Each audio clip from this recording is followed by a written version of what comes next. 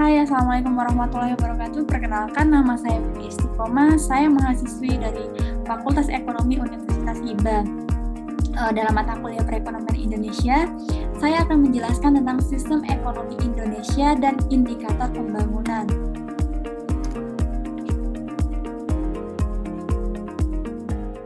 Sistem perekonomian di berbagai negara dapat diklasifikasikan berdasarkan bagaimana cara sistem itu menetapkan tindakan ekonominya, yakni konsumsi, produksi, dan distribusi, serta pertukaran barang-barang dan jasa. Untuk mengatasi masalah ekonomi yang bersifat fundamental, what, how, for whom, setiap masyarakat mempunyai cara yang berbeda dalam memecahkan sesuai dengan sistem ekonomi yang dianutnya. Sistem ekonomi merupakan keseluruhan lembaga ekonomi yang dilaksanakan atau dipergunakan oleh suatu bangsa atau negara dalam melakukan kegiatan ekonominya. Lembaga ekonomi yang dimaksud adalah pedoman, aturan, atau kaidah yang digunakan masyarakat dalam melakukan kegiatan ekonomi, seperti produksi, distribusi, dan konsumsi. Suatu sistem ekonomi tidak bisa berdiri sendiri, sebab berkaitan erat dengan pandangan hidup atau falsafah masyarakat. Dengan kata lain, sistem ekonomi merupakan bagian dari kesatuan ideologis kehidupan bermasyarakat pada suatu negara atau bangsa. Pada dasarnya, kita dapat membaginya menjadi dua titik ekstrem, yaitu sistem ekonomi kapitalis dan sistem ekonomi sosialis. Sistem ekonomi kapitalis itu disebut juga dengan liberal, yaitu sistem ekonomi yang kehidupan ekonomi masyarakatnya sangat dipengaruhi atau dikuasai oleh pemilik-pemilik kapital atau modal ya. Nah, sistem ekonomi kapitalis ini didasari oleh pandangan liberalisme, individualisme, rasionalisme atau intelektualisme, materialisme, dan humanisme. Awal mula berkembang di Inggris. Menurut Adam Smith, jika setiap orang diberi kebebasan, semuanya akan berusaha untuk mencapai kemakmuran bagi dirinya sendiri. Tidak akan ada orang yang menghendaki kemiskinan atau kesengsaraan bagi dirinya sendiri. Nah, ciri-ciri sistem ekonomi kapitalis yang pertama itu setiap orang memiliki kebebasan memiliki alat produksi. Yang kedua, adanya kebebasan berusaha dan bersaing dengan cara apapun. Yang ketiga, para produsen bebas menentukan apa dan berapa yang akan diproduksi, didorong oleh motif mencari keuntungan sebesar-besarnya. Yang keempat, harga dibentuk di pasar bebas yang ditentukan oleh pertemuan antara permintaan dan penawaran. Yang kelima, tidak ada campur tangan pemerintah. Nah, keburukan dari sistem ekonomi kapitalis ini yang pertama itu konsentrasi kekuasaan ekonomi pada kelompok tertentu, sehingga munculnya monopoli, ketimpangan dalam pembagian pendapatan, sehingga melebarkannya jurang antar kelompok kaya dan miskin. Kehidupan ekonomi sering tidak stabil, adanya gelombang konjungtur.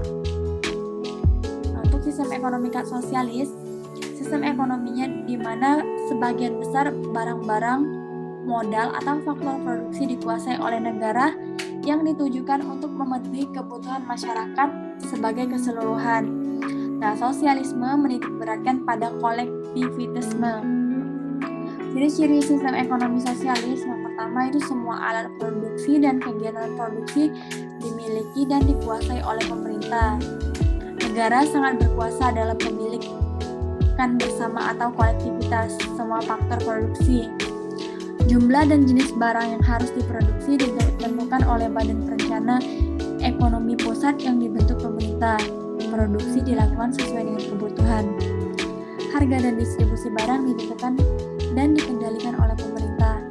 Nah, dalam sistem ini mekanisme pasar tidak lagi berlaku karena negara yang menentukan semua harga atau price setter. Keburukan dari sistem ekonomi sosialis ini hak milik pribadi atas alat produksi tidak ada, sehingga menyebabkan kurangnya dorongan untuk bekerja secara produktif. Ini adalah keburukan dari sistem ekonomi kapitalis. Nah, selain ada sistem ekonomi kapitalis dan sosialis tadi, ada sistem ekonomi campuran. Nah, dalam sistem ekonomi campuran, pemerintah ikut campur tangan dalam kehidupan masyarakat, namun tidak menghapuskan kegiatan ekonomi yang diselenggarakan oleh pihak swasta. Setiap negara menerapkan sistem ekonomi campuran berbeda-beda. Ada yang kadar kapitalismenya tinggi, yaitu seperti Amerika Serikat, Hong Kong, Singapura. Ada yang kadar sosialismenya tinggi, yaitu seperti India.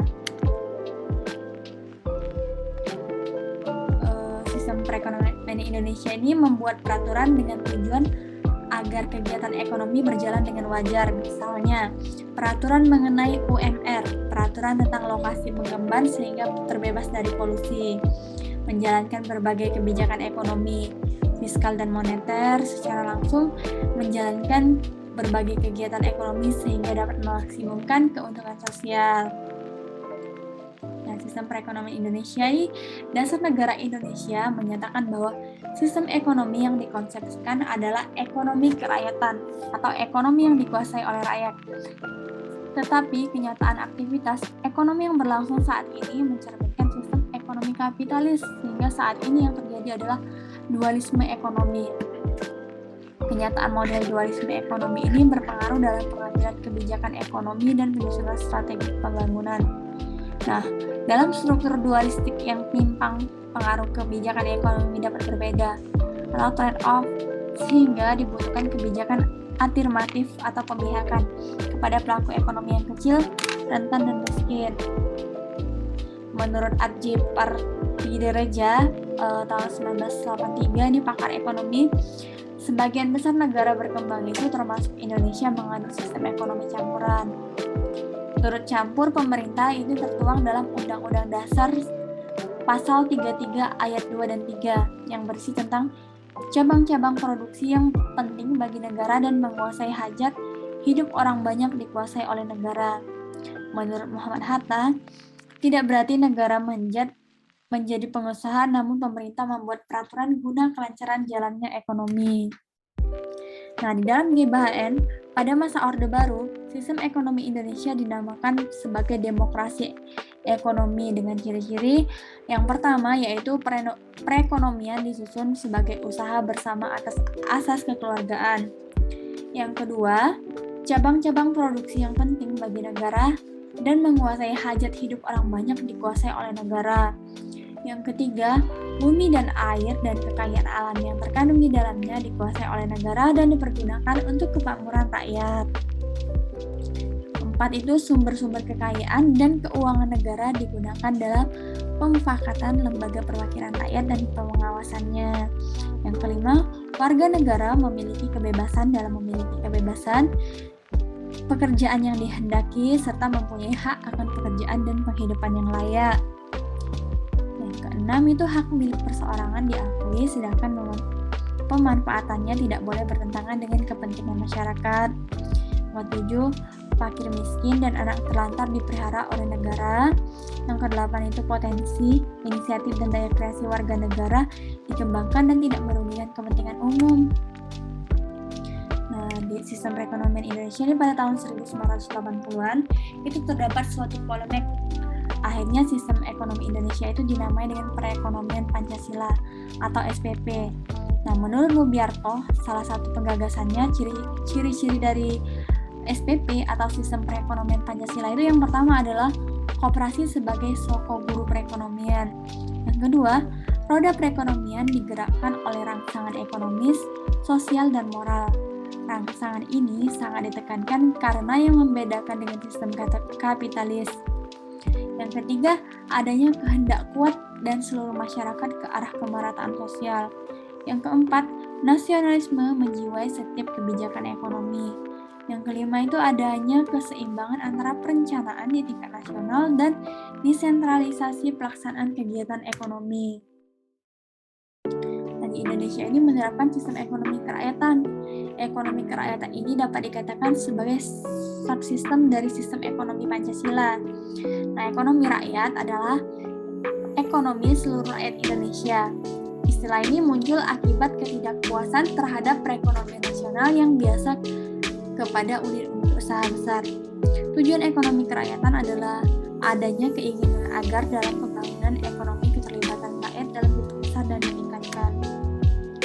Dengan dasar itu, Maka ekonomi kerakyatan adalah suatu perekonomian yang orientasinya pada keterlibatan orang banyak dalam aktivitas ekonomi, baik aktivitas produksi, konsumsi, maupun distribusi.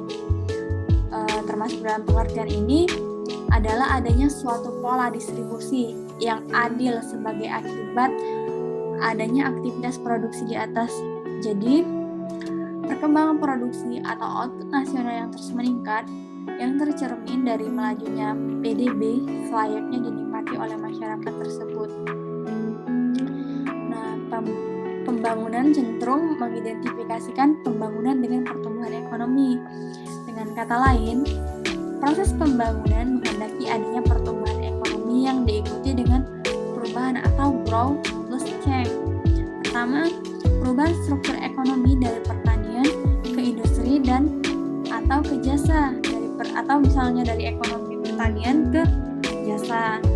Kedua, perubahan kelembagaan baik lewat regulasi maupun reformasi kelembagaan itu sendiri.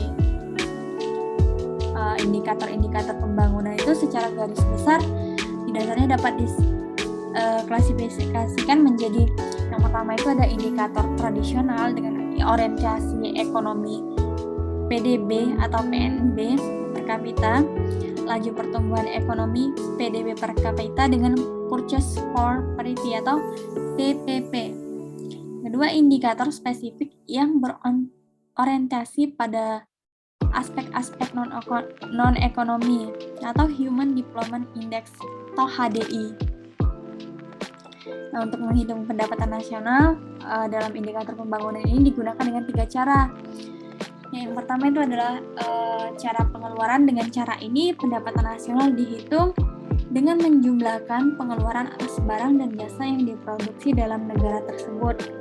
Cara produksi atau produk neto. Dengan cara ini pendapatan nasional dihitung dengan menjumlahkan nilai produksi barang atau jasa yang diwujudkan oleh berbagai sektor dalam perekonomian. Cara pendapatan. Nah, dalam perhitungan ini, pendapatan nasional diperoleh dengan cara menjumlahkan pendapatan yang diterima oleh faktor-faktor produksi yang digunakan untuk mewujudkan pendapatan nasional. Nah, untuk pertumbuhan ekonomi, salah satu kegunaan data pendapatan nasional adalah untuk menentukan tingkat pertumbuhan ekonomi yang dicapai suatu negara dari tahun ke tahun. Dengan kata lain, dapat dinilai prestasi dan kesuksesan negara dalam mengendalikan kegiatan ekonominya dalam jangka pendek dan usaha pengembangan ekonominya dalam jangka panjang, sekaligus sebagai bahan perbandingan terhadap pencapaian negara lain.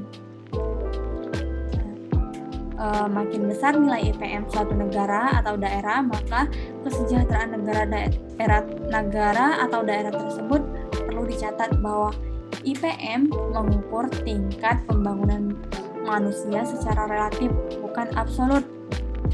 Selain itu, IPM memfokuskan pada tujuan akhir pembangunan atau usia panjang pengetahuan dan pilihan material dan tidak sekadar alat pembangunan, hanya PDB per kapita. Dengan demikian, indikator IPM jauh melebihi dari dimensi pertumbuhan konvensional. Memang, suatu pertumbuhan ekonomi adalah ranting untuk mempertahankan kesejahteraan rakyatnya. Terima kasih. Sekian penjelasan dari saya. Wassalamualaikum warahmatullahi wabarakatuh.